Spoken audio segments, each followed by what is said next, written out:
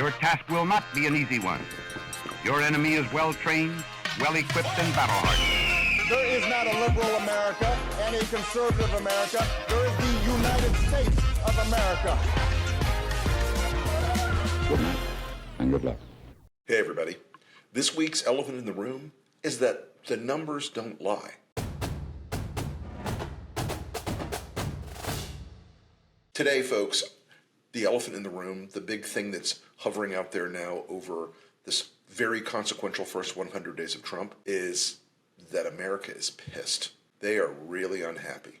I'm going to go through some polling numbers with you today and talk a little bit about why this is such a big deal. Look, Trump has always had a boundary that he could never go really far below. It was in the low 40s. He would spring up up into the high 40s, low 50s at top and on his best days. And at the bottom end, it was about 40%. That was the ditch. That was the bottom. That was the bad place. What we have now is a systemic collapse happening across every public poll and private polls that we're seeing of Trump's approval ratings. Not just his approval ratings at the top level. Do you approve or disapprove of President Trump? We're seeing it in the specific job areas at a cataclysmic fall off. One of the worst areas is the economy. Now I'm going to read you some stats today, so you're not going to get full eye contact the whole time, but I've got to read some of these numbers for you because it is remarkable. Okay, Pew, he has dropped to 40%, where his bottom has been traditionally. That's down 7% since February. That's a big deal. That is not trivial. That is consequential. Ipsos, 42% approval, down from 47% when he was inaugurated. Gallup, 45%, down from, I said 44% in early April. A little chatter in that one. YouGov, 41%, negative 13. Okay, that means he is in the ditch. Times about 50% disapproval on Trump, 45% approval. Ugly. Reuters, Ipsos, 37% on economic handling. 56% say he's too erratic. Oh, you think? You're surprised by this? 45% are confident in his economic decisions. In November of 2024, that number was 59% were confident in his economic decisions. We can mock him for saying, I won on the groceries, the word nobody knows, the groceries. Trump did win in part on the sense that the economy was in trouble and the sense that everyday people were paying too much for eggs and gas and all the other But that number is now collapsing to a point where you don't come back from it. Even the Fox News poll has a 56% disapproval of Trump's handling of the economy. I don't know, maybe Rupert didn't get the memo that week. These are not great. CNBC, 55% disapprove on economy. 59% on disapprove of the tariffs in the Pew poll. 58% disapprove of the tariffs in the Fox poll. 75% of people say they are concerned about a recession in the stock market because of Trump's actions on tariffs in the Ipsos poll. These are all the latest polls. These are all the latest numbers. And I did this morning. I'm in Los Angeles while I'm recording this, so I was up at 4 in the morning because that's normal human time for me.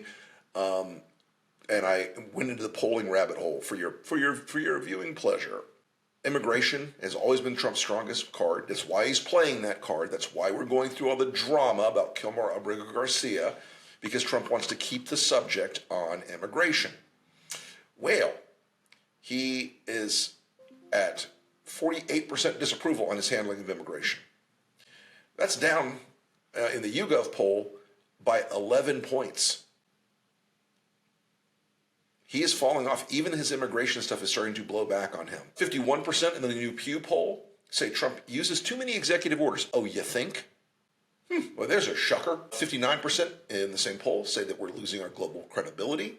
Also, you think? Look, one of the big illusions coming out of 2024 was that young voters are now all Republicans. They've all turned MAGA.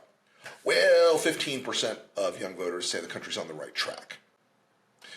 If you think you're going to convert that into a majority of young voters voting for Republican candidates not named Donald Trump in the future, I would like to sell you some property on an island in the Pacific with dinosaurs on it.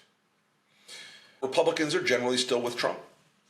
80 to 90% of Republicans are still like, yeah, Trump's the man. Democrats, he's got 4% of Democrats who like him, and only 37% of independents, which I will tell you is going to be a soft spot for a lot of Republicans coming up in the 2026 elections. People are economically pessimistic. And look, I didn't throw this together as a big briefing. I didn't dive deep into the crosstabs on all this stuff this morning. But I think it's important for you to remember that the illusion of political invulnerability with Trump comes from the idea that people trust him on the economy, that people believe his leadership is strong, that he is a good negotiator. How's that working out anywhere across any spectrum of the things that is going on with Trump right now? It's not. Let me tell you why, in part, he is where he is on these numbers. Because he shot himself in the dick repeatedly. Now, I know that's a technical term you don't frequently hear in serious polling discussions, but Trump continues to do the things that will cause these numbers to go down. Yesterday, he had a perfect opportunity to fix one of these problems, right? He's sitting there in this discussion, and they say, Mr. President, is it true that, like Scott Bessent said, you're going to lower auto tariffs? And Trump goes out and goes, no, I'm raising them. Right now, the stock market is playing this crackhead game with Trump. Everything Scott Bessent says, oh, we're going to do this, this, and this. And the market soars. Then Trump goes out, shits the bed, and the market dives again. Markets like three things, as I've said before. They like certainty. They like to know what's going to happen. They really, really like it. They like predictability. They don't want to see the Federal Reserve Chairman under fire. And they like the rule of law. They like to know that people have to follow the rules. None of these are happening with Trump, as you can imagine. The tariff box is a Chinese finger trap. You guys know what those are, right? You ever get this when you're kids? Those little like woven things you shove your hand in, your fingers in, and if you pull it back hard, they lock down and you can't get out.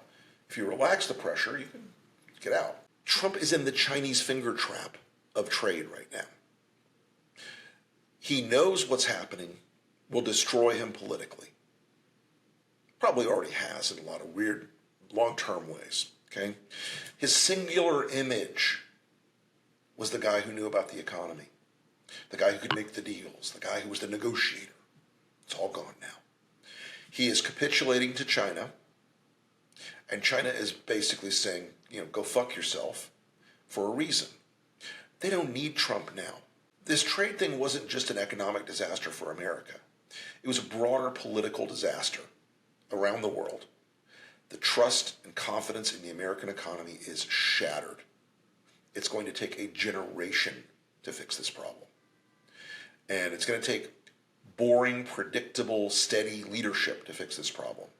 Do any of those things spring into your mind when you think of Donald Trump? It's going to take responsible adults to fix this problem. Not a responsible adult. So all these things that are happening right now, they're adding up, they're accreting to break that profoundly powerful image that Trump got from one thing. I discovered this during a focus group in 2015.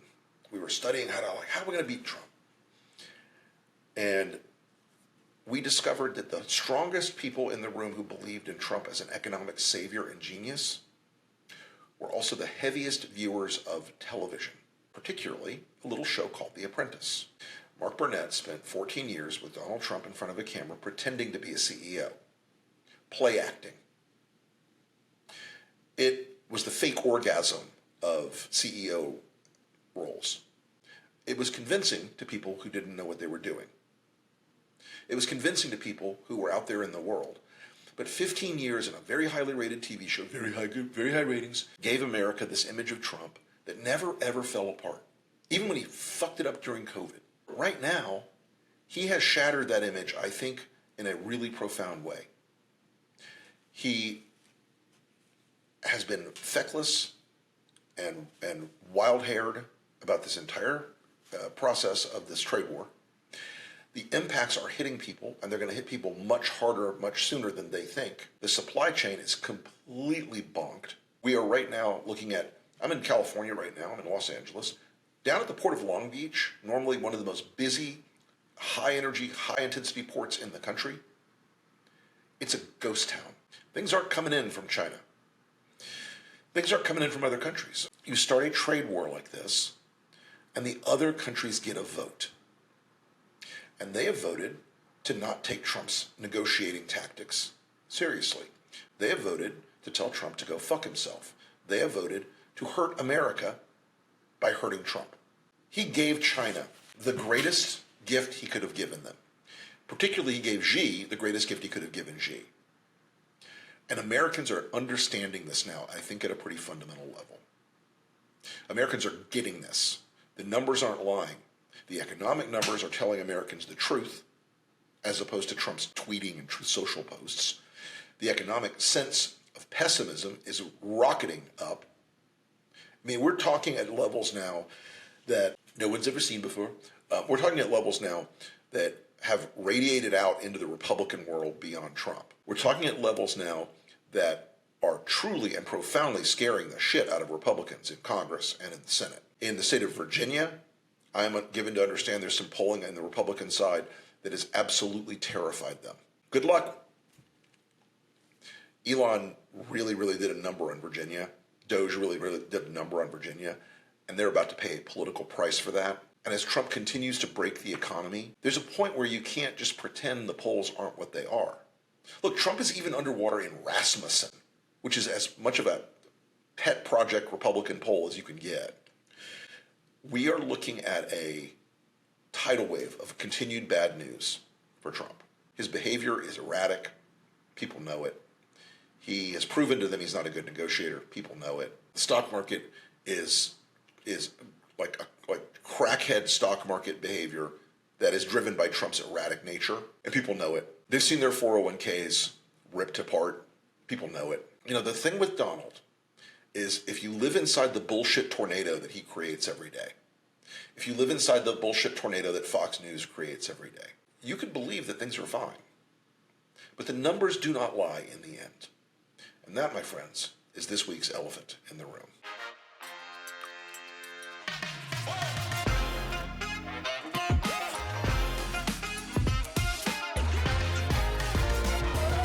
Good night and good luck.